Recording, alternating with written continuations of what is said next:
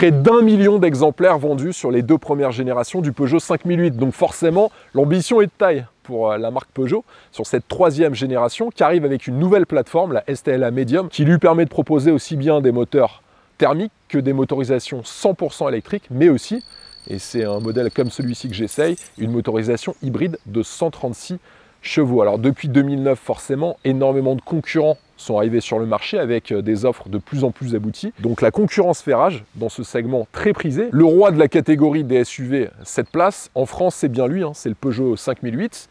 Est-ce qu'il a les armes pour rester sur la première marche du podium? Est-ce que les concurrents ne vont pas lui faire de l'ombre avec les toutes dernières nouveautés qui sont arrivées sur le marché en 2024? Pour répondre à ces questions, je vais vous détailler toutes ses caractéristiques extérieures, son habitacle, ses technologies embarquées. J'irai faire un tour sur la route pour vous donner mon avis sur son comportement routier et je conclurai cet essai avec ses défauts ainsi que ses qualités pour que vous puissiez avoir tous les éléments en main et prendre votre décision d'achat. Sur YouTube, abonnez-vous les amis, c'est grâce à vous qu'on peut réaliser tous ces essais. Donc merci infiniment au nom de toute l'équipe du Vendeur Automobile. Abonnez-vous, activez la cloche de notification pour ne pas rater toutes mes vidéos que je poste en général le vendredi à 17 h. Abonnez-vous également à mes comptes Instagram et TikTok Le Vendeur Automobile, je diffuse que du contenu exclusif.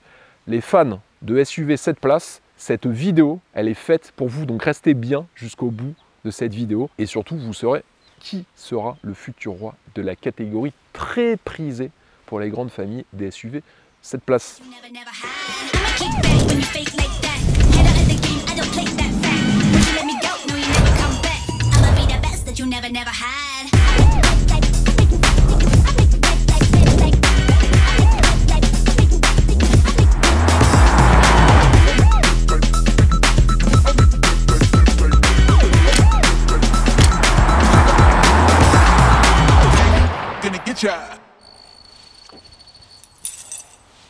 Sur l'extérieur, commençons par la face avant. Déjà, on a ce capot avec des galbes assez prononcées sur les ailes qui se termine avec ce très large bandeau en noir laqué avec le monogramme 5008 qui est en gris météore, tout comme d'ailleurs la partie inférieure de l'entrée d'air centrale tout en bas. On a ces projecteurs qui sont à 2 étages. Alors tout en haut, on a les pixels LED avec un dessin plus affiné que sur l'ancienne génération. Et puis juste ici, sur la partie inférieure, des feux diurnes, 3 griffes, eux aussi à LED. Calandre pleine et ciselée avec des formes en losange qui sont en couleur carrosserie et puis en son centre bien sûr le nouveau logo Peugeot. Très large entrée d'air centrale qui est là non seulement bien sûr pour l'esthétique mais aussi pour une partie technique pour venir refroidir le système de freinage, le moteur et aussi les batteries du moteur électrique. On a une finition avec un encerclement qui est en plastique noir et puis sur les flancs de ce bouclier avant on retrouve des écopes latérales qui sont en noir brillant qui sont factices, elles n'ont aucun intérêt aérodynamique. Sur la face avant, on peut dire qu'elle est très réussie, d'ailleurs tout comme le 3008 que j'avais essayé il y a quelques semaines sur ma chaîne YouTube. La 2e génération avait connu un très grand succès pour le Peugeot 5008, elle s'est écoulée à plus de 700 000 exemplaires, c'est-à-dire qu'elle représente en gros les 2/3 des ventes depuis 2009. Et pour rappel, elle a été commercialisée entre 2017 et 2024. Elle était très appréciée et surtout plébiscitée pour son attrait visuel et esthétique. Et je pense que sur cette 3e génération, elle va également énormément plaire. Vous me direz en commentaire ce que vous en pensez, mais personnellement, je trouve que c'est une réussite. Sur cette finition GT, on a des jantes de 19 pouces, les Breda, qui sont en noir brillant, avec le centre de roue comprenant le logo Peugeot, sur des pneus Michelin e-Primacy, que vous pourrez d'ailleurs retrouver sur le site internet 1001pneus.fr, qui est un des leaders en France de la vente de pneumatiques en ligne. Il faut savoir que vous avez plus de 50 000 références sur leur site internet, aussi bien pour des pneus été, des pneus 4 saisons, des pneus hiver, des pneus neige également pour tout type de véhicules, que ce soit des citadines, des compacts, des berlines, des SUV, des 4x4, des utilitaires, des camions, des vélos et même des motos. Ils ont plus de 4500 centres de montage partenaires, ou sinon vous pourrez directement vous faire livrer et monter les pneus chez vous. Et si vous avez des questions, ça c'est quand même un point important, on se pose souvent des questions quand on achète une nouvelle monte de pneus, vous pourrez leur poser directement via leur chat, par email ou directement par téléphone. Et aussi, point très important, ils ont une rubrique qui a été spécifiquement conçue pour les véhicules hybrides. Donc quand vous avez des questions sur ces véhicules, vous pourrez directement leur poser via cette rubrique. Et surtout, vous avez énormément d'informations sur les véhicules hybrides et les pneumatiques qui leur conviennent. Sur des véhicules hybrides, il y a un poids supplémentaire qui est dû aux batteries et à cette motorisation électrique qui est ajoutée à la motorisation thermique. Donc il faut bien sûr prendre en compte ça dans leur constitution, dans leur développement.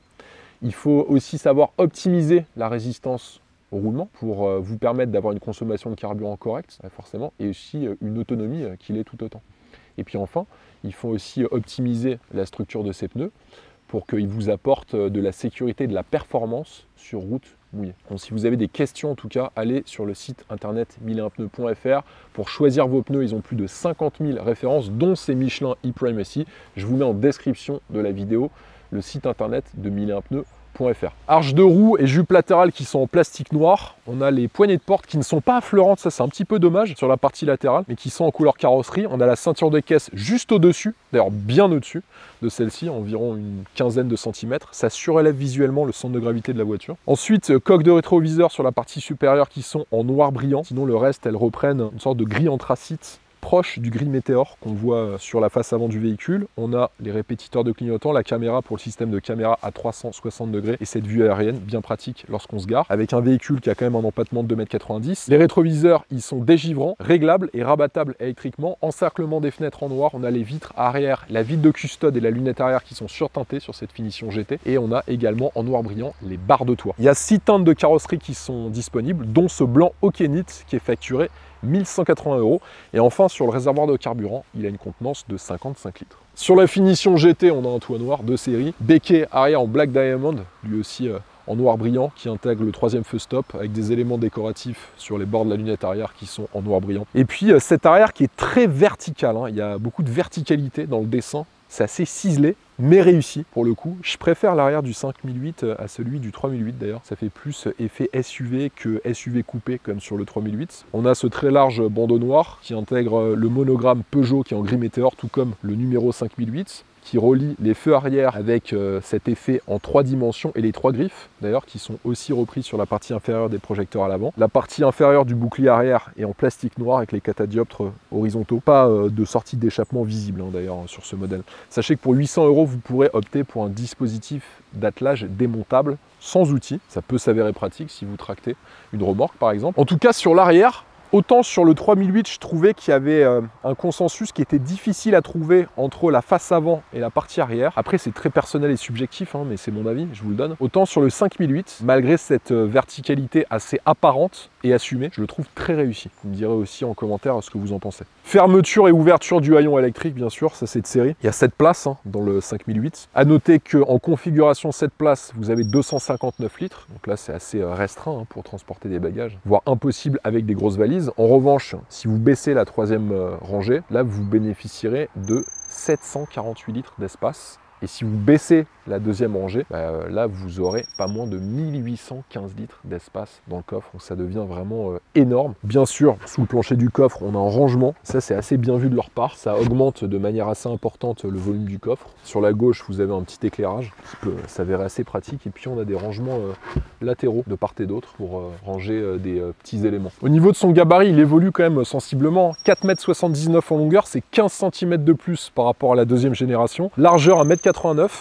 Pour rappel, la première génération et l'ancienne génération, c'était 1,84 m de large, donc il prend quand même 5 cm, et en hauteur 1,69 m. Et sur son poids, 1700 kg. Alors j'ai regardé un petit peu sur internet, la 2e génération en hybride, donc les 2023, elle faisait un peu plus de 1,5 tonne. Donc il y a environ une centaine de kilos, 100 à 150 kg de différence entre la 2e et 3e génération en hybride 136 chevaux. Et si on parle de la version 100% électrique, là par contre le poids est énormément plus élevé puisqu'on atteint 2218 kg sur la balance. 3 motorisations sont disponibles, donc une première motorisation PHEV hybride rechargeable qui fait 195 chevaux. Il y a 2 motorisations électriques, 210 ou 230 chevaux, et enfin cette motorisation hybride qui fait 136 chevaux avec un petit moteur 3 cylindres de 1,2 litre. C'est un PureTech, mais ne vous inquiétez pas, il y a eu certains soucis sur les anciennes générations de PureTech. Sur celle-ci, ça a été corrigé, excite donc la courroie de distribution qui est remplacée par une chaîne. Donc en termes de fiabilité, vous n'aurez pas de soucis avec cette 3e génération. 136 chevaux, 230 Nm de couple quand on combine le moteur thermique au moteur électrique avec une petite batterie C'est une batterie NMC de 0,43 kWh de capacité. Les performances sont correctes, sans être folles. 200 km/h en vitesse de pointe, 0 à 100 km/h 11,3 secondes. En consommation mixte, il est annoncé à 5,8 litres au 100 km. Je vous donnerai mes consommations sur la partie de l'essai routier que j'ai réalisé pendant mon essai. Transmission au roue avant via une boîte automatique à 6 rapports. C'est la EDCS6 qui avait déjà été inaugurée à la fin de la deuxième génération, puisque la deuxième génération, elle avait connu la EAT8, donc la boîte automatique à 8 rapports, et aussi à la fin la EDCS6. Certes, si je reviens sur les performances, elles ne sont pas incroyables, mais en même temps, Peugeot s'est aussi rendu compte d'une chose, c'est que les personnes qui achetaient, qui utilisaient ces véhicules, n'étaient pas très désireuses d'avoir des performances impressionnantes sur ce type de véhicule à vocation quasi exclusivement familiale. Tarif de base de cette version hybride, 40 490 €. Et si vous optez pour la finition GT, que j'essaie dans cette vidéo, ce sera 44 990 €. Émission de CO2 entre 130 et 133 grammes de CO2 émis par kilomètre. Donc en 2024, vous paierez un malus écologique d'environ 1000 €. Passons maintenant à l'intérieur avec les places arrière et beaucoup de choses à vous dire par rapport à la deuxième génération du 5008. Déjà, on n'a plus les 3 sièges individuels sur l'arrière. Vous avez en fait sur la partie gauche une même banquette et sur la partie droite un siège individuel. Donc en fait vous pouvez toujours faire coulisser sur 15 cm la banquette arrière, sauf que là vous pourrez faire le siège de droite et ensuite la banquette de gauche. Donc l'effet et les conséquences, c'est que la place de gauche et la place de droite restent confortables, aussi bien sur l'assise que le dossier, avec un dossier que vous pourrez régler à votre convenance, avec la molette qui est juste ici. Vous pourrez le régler en inclinaison de cette manière. Et pareil sur l'autre côté. L'assise, elle est en 60-40. En revanche, les dossiers, ils sont en 40-20-40. Donc vous pouvez les régler individuellement. Autre point, vous avez des filets de maintien qui sont juste ici. Vous n'avez plus les tablettes aviation qui plaisaient beaucoup aux enfants sur la deuxième génération. Et vous n'avez pas de rangement sous les sièges, ça c'est à noter. Bus d'aération orientable avec un écran juste ici sur lequel vous pourrez régler votre climatisation, le chauffage et aussi activer les sièges arrière chauffants. On a une prise 12 volts, 2 prises USB-C, un tout petit rangement, un plancher qui n'est pas complètement plat. On a une petite remontée d'environ 5 cm sur la place centrale. Ciel de toit qui est de couleur foncée, avec ce gris anthracite qui frôle le noir, et puis on a un toit ouvrant panoramique, ça c'est une option à 1250 €. Il y a de la place même pour les grands gabarits, moi j'ai réglé le siège avant pour ma taille, hein, vous pouvez le constater, et on a quand même une place qui est assez considérable, même si je trouve que l'appui-tête est positionné assez bas, il faut vraiment le monter à fond pour pouvoir s'asseoir confortablement. Les appuis-têtes sont très fermes à l'arrière. Heureusement, les sièges sont confortables. On a de la place au niveau des coudes. Il est vrai qu'avec 5 adultes de mon gabarit, ça va pas être forcément ultra confortable pour de longues distances. Mais sinon, si vous êtes à 4, ce sera vraiment parfait. Pour accéder à la 3e rangée, donc ce sera assez simple. Vous avez une commande qui est située à côté de l'appui-tête. Et là, vous pourrez facilement y accéder. Ça, c'est un bon point. La 3e rangée, ce sera vraiment des sièges d'appoint, ou sinon pour des enfants, des adultes, ça va être beaucoup plus compliqué, ou sinon sur de très courtes distances. L'habitabilité, heureusement, est quand même importante. On a aussi, en termes de luminosité, les vitres de custode arrière qui apportent un puits de lumière assez considérable, mais on n'est pas sur un 7 places 7 adultes, on est bel et bien sur un 5 places plus 2 places enfants. Ça va le définir de manière plus précise, je pense. En tout cas, l'accessibilité est bonne sur les sièges arrière. Pour le rabattre, ça se fait comme ça, et ensuite vous pourrez faire coulisser ce siège de cette manière avec la commande qui est située sous les sièges. Sur les contreportes, alors les contreportes, très bonne présentation, mais j'ai un petit bémol avec la présence de plastique dur sur le haut de la contreporte, le bas également, et puis ces éléments décoratifs. Mais sinon, on a quand même une finition qui est moderne, et je trouve en nette évolution, en nette amélioration par rapport à la seconde génération. Et puis on a ces petits stores latéraux qui peuvent être pratiques si vous avez des ensoleillements assez forts. Là aussi, sur la contreporte, deuxième bémol, je trouve que les éléments de commande et la poignée de porte auraient pu quand même bénéficier d'un esthétique plus abouti. Quand on voit les contreportes, on s'attend à quelque chose quand même de plus travaillé.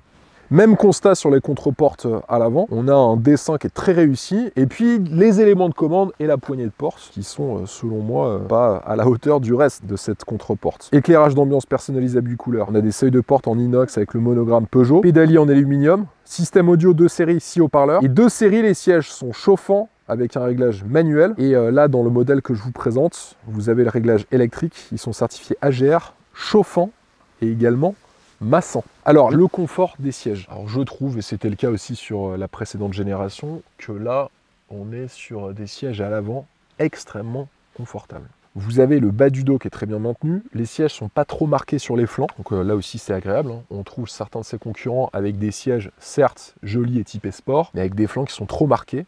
Ben là, c'est pas du tout le cas. On a une assise qui est très large, un dossier qui est très large également. Même petit défaut, c'est la fermeté des appuis-têtes. Alors, je sais que c'est souvent le cas parce qu'il y a des normes de sécurité, mais quand même, vous n'aurez peut-être pas à l'avant besoin d'appuyer votre tête sur ces appuis-têtes. En tout cas, ce sera sans doute le cas à l'arrière lorsque vous souhaitez vous assoupir. Mais à part ce petit défaut, le reste de l'assise est vraiment sans reproche. Là, vous pourrez facilement enchaîner 1000 km à l'avant sans aucun souci. Ça, c'est un grand point fort pour lui. Un intérieur très réussi avec ce combiné d'instrumentation qui est inclus dans le iCockpit panoramique avec cet écran incurvé qui inclut non seulement l'instrumentation mais aussi l'infodivertissement. L'ensemble de l'écran fait pas moins de 21 pouces de taille, c'est vous dire. Le volant GT en cuir à 2 branches multifonctions qui est chauffant. Le volant, il cache plus le bloc d'ailleurs d'instrumentation, ça c'est plutôt bien vu. Alors il faudra bien sûr positionner le volant sur un niveau assez bas, mais contrairement à l'ancienne génération où effectivement moi ça me dérangeait, vous aviez toujours le méplat sur la partie supérieure du volant qui vous obstruait une partie de l'écran d'instrumentation, ben là c'est plus le cas à condition, et je le précise, de positionner le volant sur une position basse. À droite du volant, vous aurez accès au multimédia, au volume du système audio, à la commande vocale, à la navigation dans l'écran d'instrumentation et à gauche, à l'ensemble des aides à la conduite. Et il y a des palettes juste ici pour pouvoir changer les rapports de votre boîte de vitesse. Beaucoup d'aides à la conduite de série, freinage d'urgence automatique avec alerte de risque de collision, piloté par caméra qui est rendu pare-brise. Et vous avez aussi le radar. Régulateur de vitesse adaptatif avec la fonction Stop and Go. Et pour 1 300 €, vous pourrez avoir le pack 360 Vision et Drive Assist Plus avec l'aide au stationnement 360 degrés. Donc quand vous vous mettez en marche arrière, vous pourrez bénéficier de cette vue aérienne à 360 degrés. Vous aurez le Drive Assist Plus 2.0, c'est la conduite semi-autonome. Et vous aurez également l'aide au maintien et le changement de voie semi-automatique. La planche de bord, elle est en plastique moussé avec ce décor tissu Rimini chiné qui lui va très très bien, je trouve. Franchement, les finitions sont bonnes, voire très bonnes. Si je le compare à la toute première génération, sur la deuxième génération, ils avaient déjà fait de gros efforts. Mais là, il passe encore un step, je trouve. On a cet écran d'infodivertissement qui est intégré dans ce iCockpit panoramique, qui comprend la navigation, l'Android Auto et l'Apple CarPlay sans fil de série, s'il vous plaît. Le bouton Start and Stop qui est ici, le sélecteur de vitesse qui est bien positionné. Juste à côté, on a ce iToggles avec pas moins de 10 raccourcis personnalisables en dessous des aérateurs de la climatisation Trizone. Et en plus de ça, l'écran est très réactif. Juste en dessous, on a un chargeur à induction qui est de série. On a une longue ligne de commande pour les réglages tactiles, la climatisation, les modes de conduite, les warnings. On a aussi la molette du volume du système audio qui est disponible juste ici. On a un bac de rangement qui est assez grand et profond avec une prise 12 volts, 2 prises USB-C. On a 2 portes gobelets qui sont là. Et puis on a un accoudoir central qui est assez logeable, même si le rangement qui est juste devant est beaucoup plus spacieux et généreux. L'habitacle de cette 3e génération fait encore une fois mouche. Elle vise dans le mille. Honnêtement, difficile de trouver mieux en 2024 que l'habitacle de ce nouveau Peugeot 5008. Franchement, chapeau bas aux équipes de design Peugeot.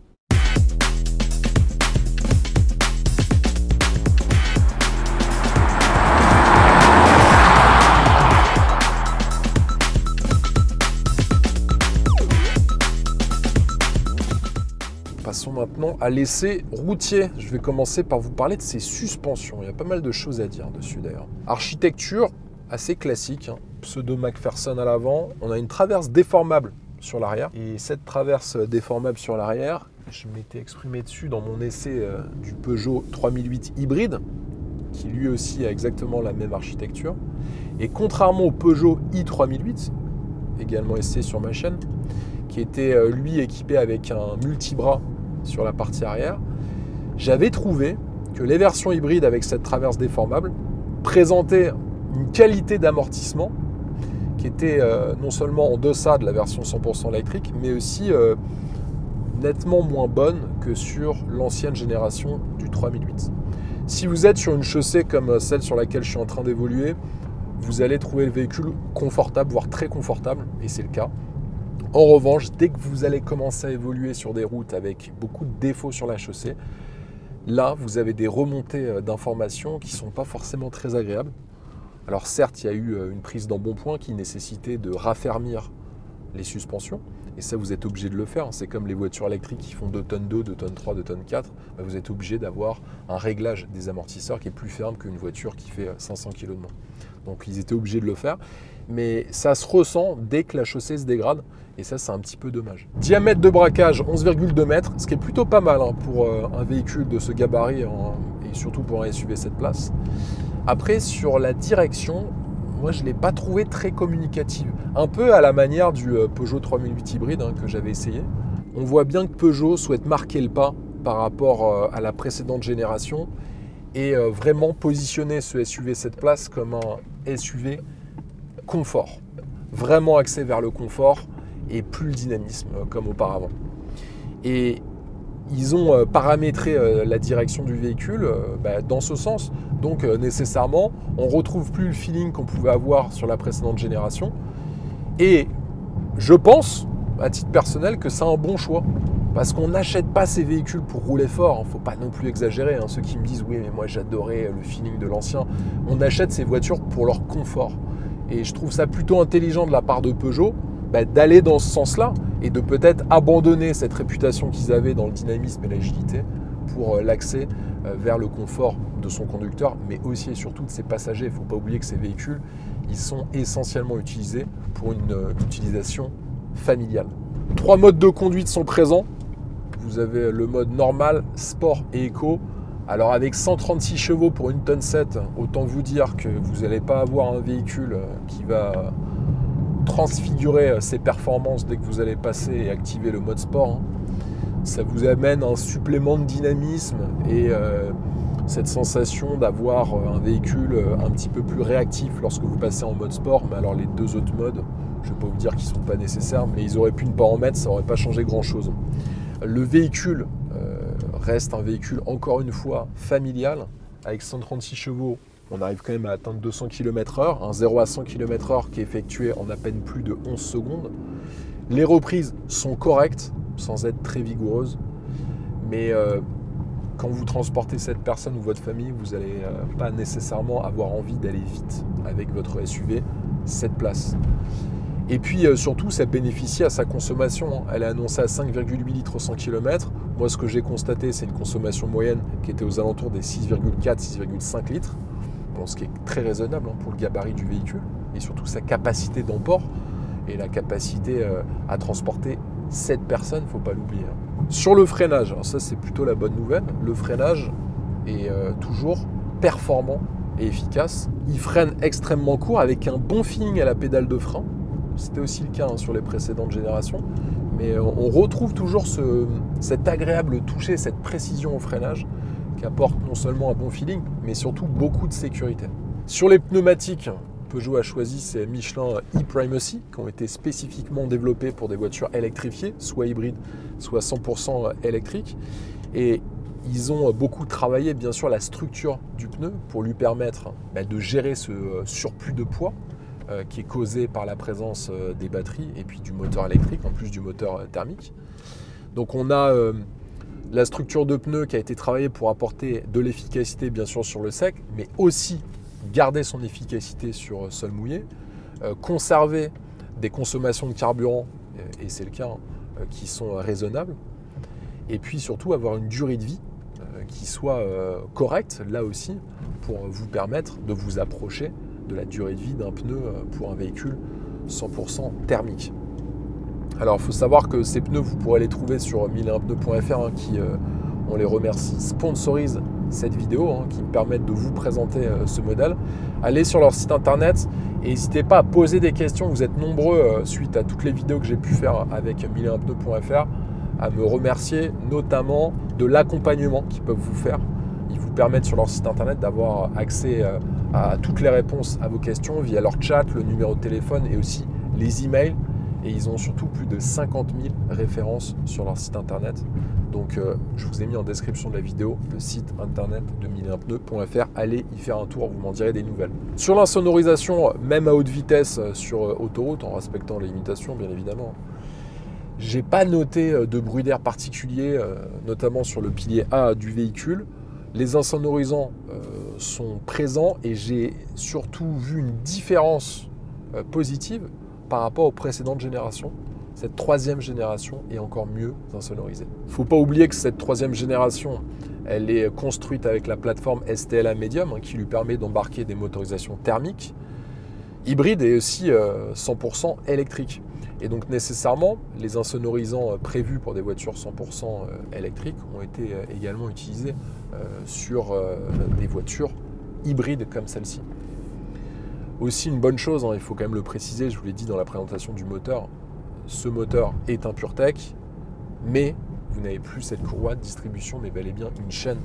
Et pour ceux qui ont été très réticents à se remettre à acheter du PureTech, on n'est plus du tout sur la même motorisation. Il y a 40% de pièces nouvelles qui ont été utilisées dans ce nouveau moteur PureTech, et puis surtout avec une chaîne. Les affres que les gens ont pu rencontrer sur la première génération de PureTech ne sont plus présents sur ce nouveau Peugeot 5008 hybride. Pour conclure la partie routière de mon essai, il est bien né ce 5008, surtout il conserve tout de même cette vocation familiale et son confort en maintenant toujours une très bonne insonorisation, un confort des passagers appréciable, que ce soit sur la première rangée sur laquelle je suis assise, mais aussi sur la deuxième rangée. C'est peut-être un peu moins le cas sur la troisième rangée, forcément vous avez moins d'habitabilité. Des performances qui certes ne sont pas folles, même loin d'être folles, avec ce petit moteur qui essaye de mouvoir ses 1700 kg, seulement 136 chevaux, 230 Nm de couple. Mais au final, est-ce qu'on a véritablement besoin de plus de puissance? Si c'est le cas, vous pourrez vous tourner non seulement sur les moteurs hybrides rechargeables, mais aussi sur les versions 100% électriques, avec des puissances qui s'échelonnent de 210 à 230 chevaux. Concernant les aides à la conduite, moi je les ai déconnectées la plupart du temps pour éviter d'avoir l'alerte de survitesse, l'aide au maintien dans la voie, etc. Le véhicule est certes moins confortable, si je le compare aux précédentes générations du 5008, mais il s'axe, selon moi, sur ce vers quoi ce type de SUV 7 places doit s'orienter, c'est-à-dire le confort de ses passagers. Et sur ce point, il le fait très bien. Certes, j'aurais préféré peut-être 50 chevaux, une centaine de chevaux supplémentaires pour pouvoir avoir des accélérations, des reprises qui pourraient être à la hauteur de son design, un design qui est très affûté, très réussi selon moi. Et vous allez voir que je vais en reparler dans ma conclusion de cet essai. Mais la partie de l'essai routier a mis en lumière effectivement son retrait en termes de dynamisme et d'agilité, mais ses grandes qualités en termes de confort. Et c'est peut-être vers quoi il faut tendre quand on décide d'acheter ce genre de voiture. Mais est-ce qu'avec toutes ces qualités, elle va pouvoir continuer à trôner sur la première marche du podium face à des concurrentes de plus en plus abouties? Ça, je vais répondre à cette question d'ici quelques instants.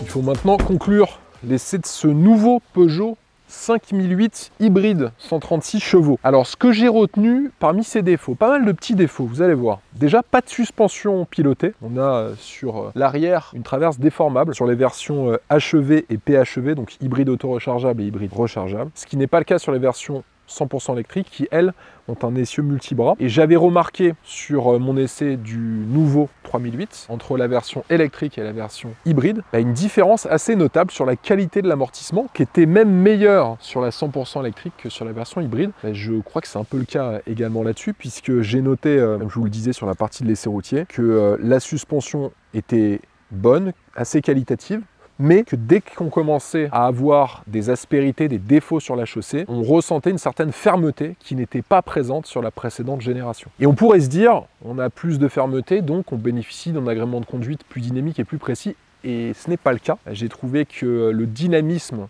qui était encensé sur la deuxième génération était moins présent sur cette nouvelle génération. Alors bien sûr, il y a énormément d'éléments de sécurité qui sont ajoutés dans les voitures. La voiture est un peu plus lourde. On a environ une centaine de kilos supplémentaires qui, entre autres, expliquent le fait que cette nouvelle génération est un peu moins dynamique, un peu moins agile que la précédente. Aussi, excite les tablettes aviation et les rangements sous les sièges. C'est un petit peu dommage dans une familiale. Et surtout, sur la deuxième rangée, on n'a plus les sièges indépendants. Vous avez cette banquette sur la partie gauche et ce siège indépendant sur la partie droite.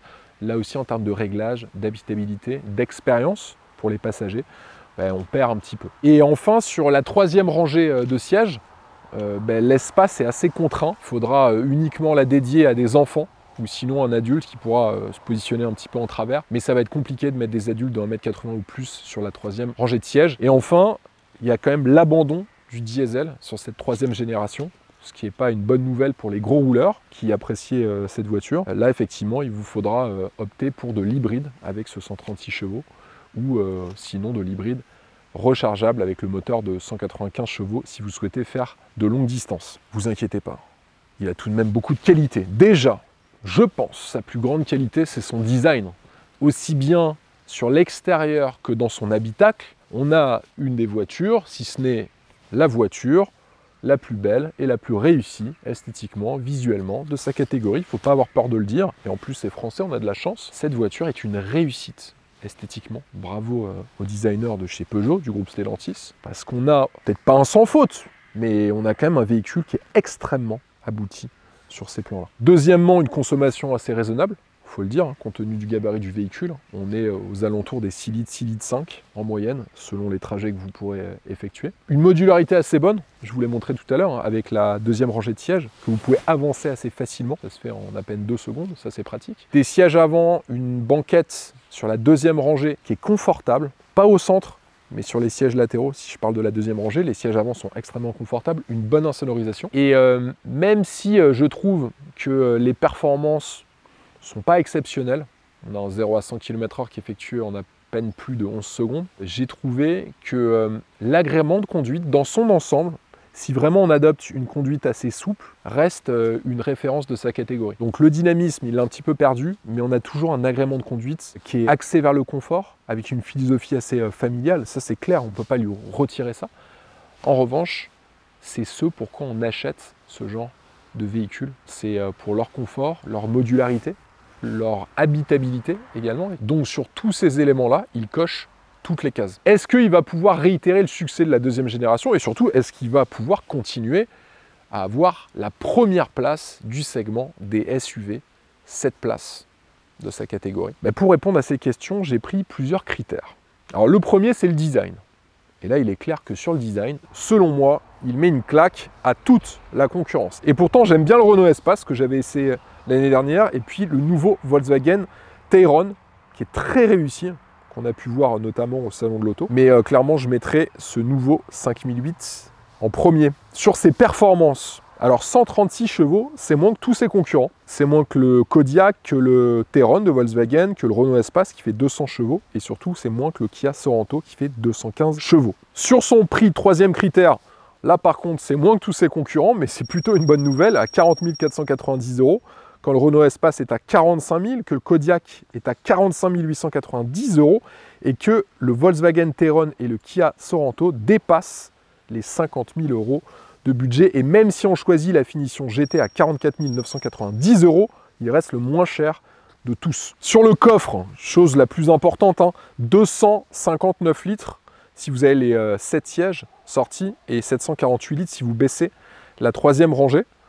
C'est tout simplement le plus petit. Alors il n'y a pas énormément de différence avec ses concurrents, si ce n'est pour le Kodiaq et le Tayron. Le Kodiaq c'est 910 litres et le Tayron 885 litres une fois que vous aurez baissé la troisième rangée de sièges. Rien d'alarmant en termes de volume de coffre, mais ça le place quand même parmi les SUV qui proposent les plus petits coffres une fois qu'on a baissé la troisième rangée de sièges. Sur les consommations 5,8 litres annoncées par le constructeur, c'est moins que le Kodiaq, que le Tayron et que le Kia Sorento. Il n'y a que le Renault Espace qui arrive à faire un petit peu mieux, avec une autonomie qui sera donc plus importante sur son concurrent français. Une fois qu'on a établi tous ces critères et qu'on les a analysés, on se rend compte qu'il y a des points forts quand même sur cette nouvelle génération du 5008, à savoir déjà le fait qu'il y ait 3 motorisations qui soient disponibles. Sur cette troisième génération du 5008, Ce qui va faire sa force, c'est clairement son design, qui est ultra réussi, aussi bien sur l'extérieur que dans son habitacle. On a une habitabilité qui est généreuse, vous l'avez vu hein, sur les places avant et aussi sur la deuxième rangée de sièges. Également une modularité qui a été améliorée. Un confort qui est toujours présent, même si son agrément de conduite est un peu en deçà de la précédente génération, qui était d'ailleurs une des références en termes de dynamisme. Il a perdu un petit peu de sa superbe sur ce point-là, je trouve. Et je trouve que les consommations également, même celles annoncées par le constructeur, sont proches des consommations réelles, sont plutôt très raisonnables. Donc est-ce qu'il va pouvoir reprendre sa première place? À mon avis, ils ont tellement tapé fort sur le design, son attractivité visuelle et son prix, parce que c'est le plus intéressant en termes de prix, au moment de choisir, honnêtement, quand vous avez une belle voiture, confortable, qui ne consomme pas beaucoup et qui est la moins chère, même si elle n'est pas parfaite, hein, comme je vous l'ai dit il y a quelques minutes, ça commence à faire beaucoup de critères très intéressants pour le futur acheteur. Est-ce qu'il va pouvoir conserver sa place? Selon moi, oui. Malgré ses petits défauts naissants, il va pouvoir conserver sa place et je pense qu'il va surtout pouvoir creuser un écart plutôt important avec son concurrent de chez Renault, le Renault Espace, qui est pour moi très réussi, que j'avais adoré, qui pour le coup sur la partie dynamique était peut-être meilleur, avec une très belle habitabilité et surtout un confort intérieur, des finitions qui étaient vraiment à la hauteur du concept que Renault a sorti pour cette toute dernière génération du Renault Espace. Mais ce nouveau 5008, selon moi, on verra si les chiffres me donnent raison, sera devant. J'espère que cet essai vous a plu les amis, n'oubliez pas de vous abonner, d'activer la cloche de notification sur ma chaîne YouTube Le Vendeur Automobile, pareil sur mes comptes Instagram et TikTok Le Vendeur Automobile, je diffuse que du contenu exclusif. Moi je vous dis à la semaine prochaine, allez ciao.